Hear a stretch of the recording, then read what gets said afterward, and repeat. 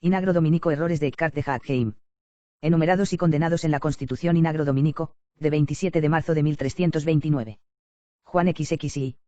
1329. Pequeña biografía de Eckhart de Hackheim.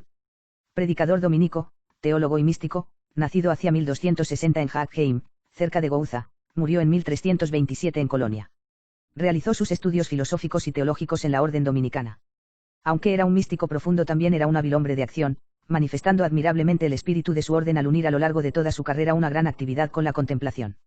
Después de un periodo de enseñanza, fue nombrado en 1298 prior del convento dominico de Erfurt y vicario provincial de Turingia. 2 años más tarde comenzó a enseñar en París, donde su orden le concedió, en 1302, el grado de maestro en Sagrada Teología. Al año siguiente fue elegido provincial de la provincia de Sajonia y reelegido en 1307, cuando fue también nombrado vicario general de Bohemia y encargado de reformar sus conventos. En 1311, habiendo expirado su nombramiento, volvió a ocupar una cátedra profesional en París y desde allí fue a enseñar a Estrasburgo en 1314. 3 años después fue nombrado prior en Frankfurt. Finalmente volvió a las escuelas en 1320, cuando fue nombrado profesor de la orden en Colonia, donde permaneció hasta su muerte. También se dedicó al púlpito, donde fue una honra muy ilustre, y a escribir tratados y dichos. Como predicador despreciaba las florituras en la oratoria y evitaba la pasión retórica, pero empleó con mucha eficacia el simple arte de la oratoria y dio notable expresión a su cordial simpatía. Usando un lenguaje y estilo puros, nos ha dejado ejemplos de sermones en una hermosa prosa alemana en la que era un maestro. En estos sermones, en realidad catequesis cortas, encontramos citas frecuentes de Séneca y Avicena, así como de los teólogos y de los padres. Sus discursos están dirigidos al intelecto más que a la voluntad y son notables por la profundidad de sus enseñanzas místicas, que solo aquellos más avanzados en la vida espiritual podían apreciar completamente. Sus temas favoritos son la esencia divina, las relaciones entre Dios y el hombre, las facultades, dones y operaciones del alma humana, la vuelta de todas las cosas creadas a Dios y otros afines que desarrolla más extensamente en sus tratados, con un carácter catequético como sus sermones. Presenta sus dichos en forma breve y concisa. Aunque los escritos de Eckhart no presentan un sistema conectado y estudiado, revelan la mente de un filósofo, teólogo y místico. Los estudios de Henry de Nifle, Ope, que le muestran menos filósofo de lo que se le suponía, también muestran que era un teólogo escolástico de mérito muy superior, aunque no de primer orden. Siguió las enseñanzas de San Alberto Magno y Santo Tomás de Aquino, pero se separó de las formas y método escolástico. Algunos que se oponen al escolasticismo admiran sus aforismos y la originalidad de su método y dicen que es el más importante pensador alemán antes de Lutero. Ha habido protestantes que le han llamado reformador, pero en lo que sobresale Eckhart es en la mística. Muchos piensan que es el más grande de los místicos alemanes y todos están de acuerdo que ha sido el padre del misticismo alemán. A Toule y Suso no solo les dio ideas sino también su estilo simple y claro y estilo cordial como era él mismo. Aunque cita frecuentemente de los escritos del pseudo Areopagita y de Juan Escoto Eriúgena, en su misticismo sigue más de cerca las enseñanzas de Hugo de San Víctor. La naturaleza de los temas y el uso no técnico del lenguaje eran calculados para que no se le entendiera, no solo por los que solían escuchar sus sermones sino hasta los escolásticos que le escuchaban y leían sus tratados. Y hay que admitir que algunas de las frases en sus sermones y tratados suenan como de quietistas, vegardos o panteístas. Pero aunque ocasionalmente se permitía que salieran de sus labios sentencias dañosas, también solía dar con cierta frecuencia un antídoto en los mismos sermones y tratados. Y el tenor general de sus enseñanzas muestra que no era un vegardo ni un quietista ni un panteísta. Mientras estuvo en Estrasburgo, aunque no tuvo relaciones con los vegardos, se sospechaba que mantenía su panteísmo místico. Más tarde, en Frankfurt, la sospecha se cernió sobre su conducta moral, evidentemente sin fundamento. Ya tras una investigación ordenada por el general Dominico, fue promovido a una posición prominente en Colonia. Finalmente, en un capítulo general de la orden en Venecia en 1325, se presentaron cargos contra algunos hermanos alemanes que diseminaban doctrinas peligrosas. El P. Nicolás Ope de Estrasburgo, al que el Papa Juan XXI había ordenado que le investigara, declaró al año siguiente que las obras de Eckhart eran ortodoxas.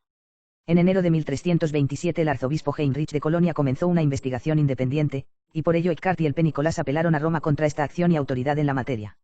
Al mes siguiente Eckhart repudió desde el púlpito de la iglesia de los dominicos en Colonia, el sentido no ortodoxo en el que algunas de sus expresiones podían ser interpretadas, se retractó de todo posible error y se sometió a la Santa Sede.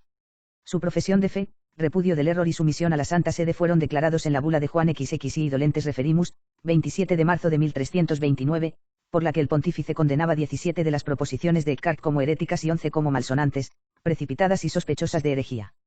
Los errores de Eckhart de Hackheim enumerados y condenados en la Constitución Inagro Dominico, de 27 de marzo de 1329 son los siguientes. 1. Interrogado alguna vez por qué Dios no hizo el mundo antes, respondió que Dios no pudo hacer antes el mundo, porque nada puede obrar antes de ser, de ahí que tan pronto como fue Dios, al punto creó el mundo. 2. Asimismo, puede concederse que el mundo fue habea eterno. 3. Asimismo, juntamente y de una vez, cuando Dios fue, cuando engendró a su Hijo Dios, coeterno y coigual consigo en todo, creó también el mundo. 4. Asimismo, en toda obra, aun mala, y digo mala tanto de pena como de culpa, se manifiesta y brilla por igual la gloria de Dios.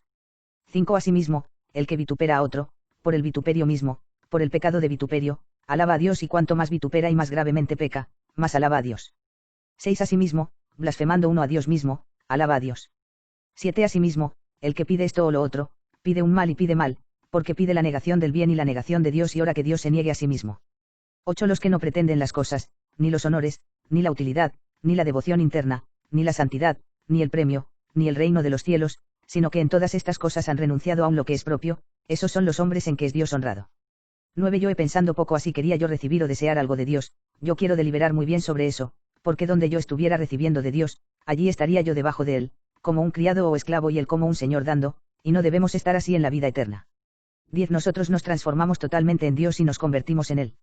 De modo semejante a como en el sacramento el pan se convierte en cuerpo de Cristo, de tal manera me convierto yo en él, que él mismo me hace ser una sola cosa suya, no cosa semejante, por el Dios vivo es verdad que allí no hay distinción alguna. 11. Cuanto Dios Padre dio a su Hijo unigénito en la naturaleza humana, todo eso me lo dio a mí, aquí no exceptúo nada, ni la unión ni la santidad, sino que todo me lo dio a mí como a él. 12. Cuanto dice la Sagrada Escritura acerca de Cristo, todo eso se verifica también en todo hombre bueno y divino. 13. Cuanto es propio de la divina naturaleza, todo eso es propio del hombre justo y divino. Por ello, ese hombre obra cuanto Dios obra y junto con Dios creó el cielo y la tierra y es engendrador del Verbo eterno y, sin tal hombre, no sabría Dios hacer nada. 14. El hombre bueno debe de tal modo conformar su voluntad con la voluntad divina, que quiera cuanto Dios quiera, y como Dios quiere que yo peque de algún modo, yo no querría no haber cometido los pecados, y esta es la verdadera penitencia. 15. Si un hombre hubiere cometido 1000 pecados mortales, si tal hombre está rectamente dispuesto, no debiera querer no haberlos cometido. 16. Dios propiamente no manda el acto exterior. 17. El acto exterior no es propiamente bueno y divino, ni es Dios propiamente quien lo obra y lo pare. 18. Llevamos frutos no de actos exteriores que no nos hacen buenos, sino de actos interiores que obra y hace el Padre permaneciendo en nosotros. 19. Dios ama a las almas y no la obra externa. 20. El hombre bueno es hijo unigénito de Dios. 21. El hombre noble es aquel hijo unigénito de Dios, a quien el Padre engendró eternamente. 22. El Padre me engendra a mí su Hijo y el mismo Hijo. Cuanto Dios obra, es una sola cosa, luego me engendra a mí, hijo suyo sin distinción alguna. 23. Dios es uno solo de todos modos y según toda razón, de suerte que en él no es posible hallar muchedumbre alguna, ni en el entendimiento ni fuera del entendimiento, porque el que ve dos o ve distinción, no ve a Dios, porque Dios es uno solo, fuera del número y sobre el número, y no entra en el número con nadie. Síguese, luego ninguna distinción puede haber o entenderse en el mismo Dios.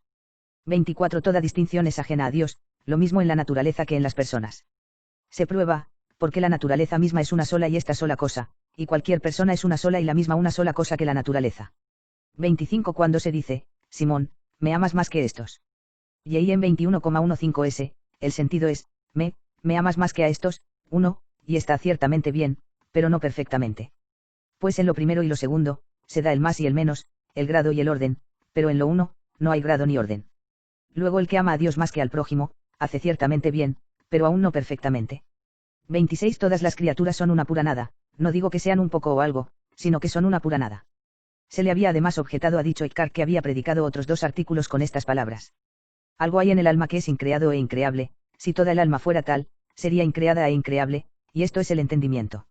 Dios no es bueno, ni mejor, ni óptimo, tan mal hablo cuando llamo a Dios bueno, como cuando digo lo blanco-negro. De estos artículos dice luego la bula emoticono cara sonriente.